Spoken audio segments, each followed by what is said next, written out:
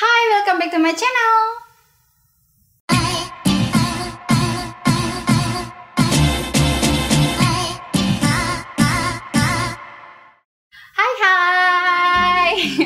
Kita balik lagi nih, spesial buat kalian. Kali ini kita bakalan bawain konten spesial question and answer.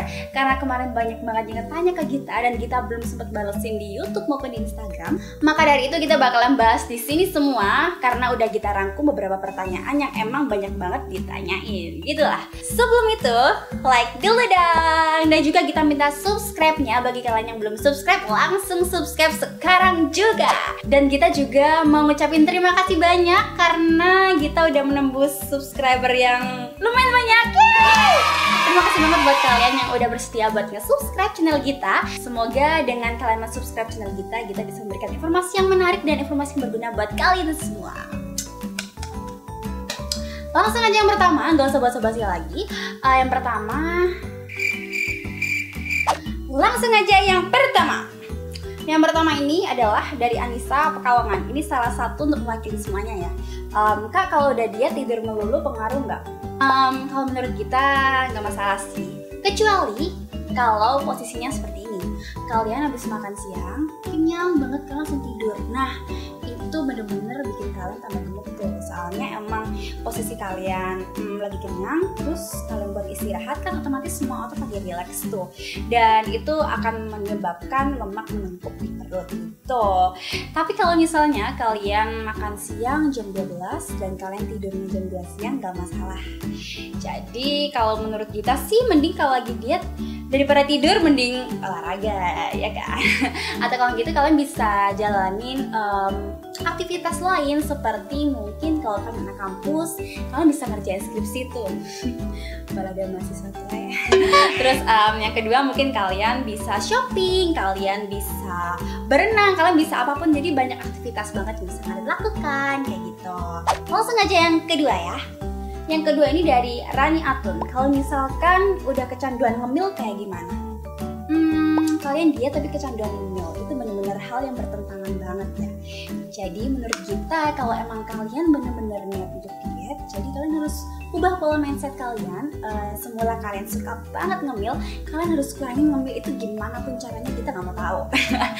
Atau bisa juga kalau misalnya kalian suka banget ngemil, kalian bisa banget ganti dengan snack-snack yang emang rendah lemak, low fat, atau snack-snack yang emang direkomendasikan untuk orang-orang diet, seperti mungkin bars-bars yang udah ada di supermarket terdekat kalian, ataupun bars yang emang kandungan lemaknya kecil, ataupun kalian bisa ngemil apel, ngemil pepaya, ngemil mentimun, ngemil apa lagi ya? Ngemil brokoli boleh banget kalau misalnya emang kalian suka banget sama sayur-sayuran.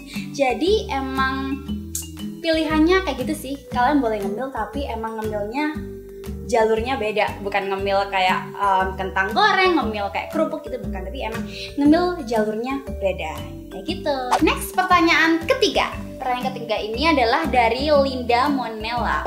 Kak, cara ngejalin diet untuk orang pemalas gimana ya?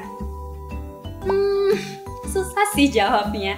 Jadi kita kasih tahu ke kalian semua, yang namanya orang diet itu udah dilandasi yang pertama dengan tujuan, yang kedua dengan semangat, dan yang ketiga dengan komitmen. Jadi nggak ada ceritanya orang diet itu malas. Bener nggak sih? Misalnya kalian punya tujuan nih, Kak, aku pengen ke Singapura nih, tapi aku malas nabung. Nah, gimana dong? Jadi nggak jadi ke Singapura kan? Jadi kayak gitu. Jadi istilahnya kalau kalian diet, ya kalian nggak boleh males. Kalian harus menyusun yang pertama menu makanan, kalian harus belanja list makanan, kalian harus benar-benar mengatur komitmen, kalian harus benar-benar mengatur pola makan kalian biar berat badan kalian tuh bisa turun gitu. Jadi nggak ada ceritanya kalau orang diet itu orang yang pemalas.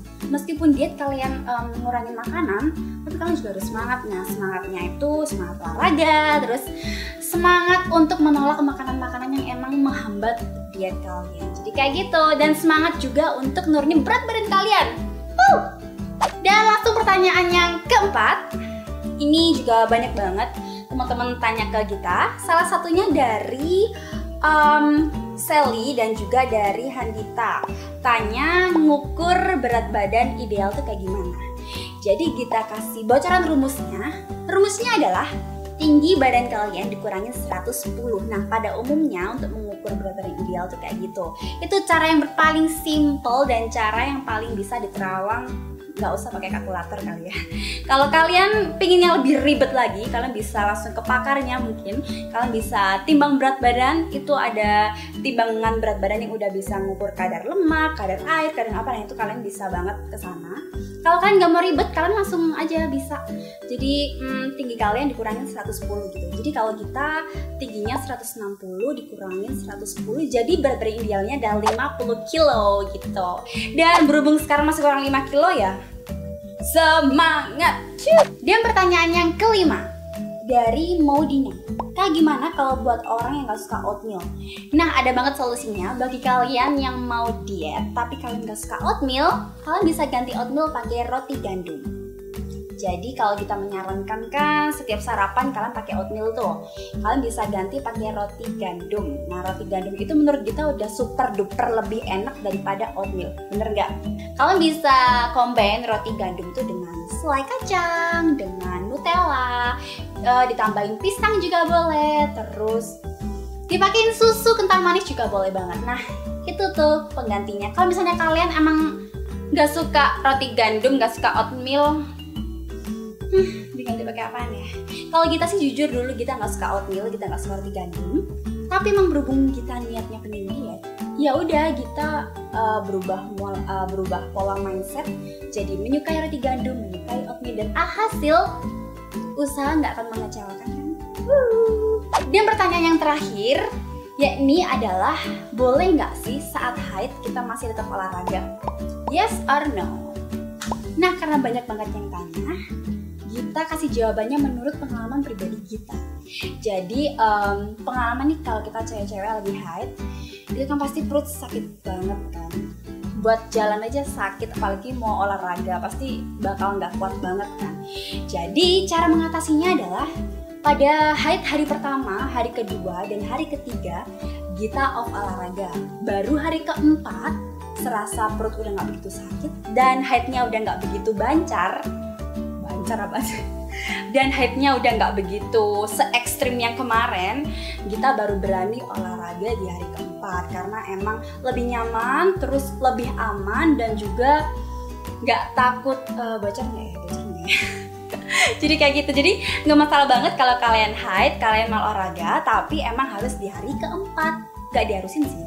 Kalau misalnya kalian di hari ketiga udah ngerasa nyaman, olahraga aja. Tapi kalau saran kita hari pertama dan kedua haid, kalian jangan olahraga ya, karena ya itu tadi bakalan banyak problem banget. Selain kalian gak nyaman, terus juga pasti bakal bocor sana sini gitu kan. Terus juga pasti bakal sakit banget perut kalian kayak gitu. Dan alhasil kalian gak konsentrasi buat olahraga, tapi malah konsentrasi ngurusin haid kalian kayak gitu. Dan sekian pertanyaan udah kita jawab semua. Itu adalah pertanyaan-pertanyaan yang udah mewakili kalian semua dari kemarin-kemarin udah tanya ke kita. Kita udah jawab semua di session Q&A kedua ini. Yeay! Dan kita mau ngucapin terima kasih banget buat kalian udah ngikutin video kita dari awal sampai akhir. Semoga di session Q&A ini bisa menambah motivasi dan bisa menambah ilmu baru buat kalian semua. So, bagi kalian yang mau kasih saran atau bagi kalian masih mau kepo-kepo tanya nih, langsung kasih komen dan saran di bawah ini ya. Stay healthy and bye-bye.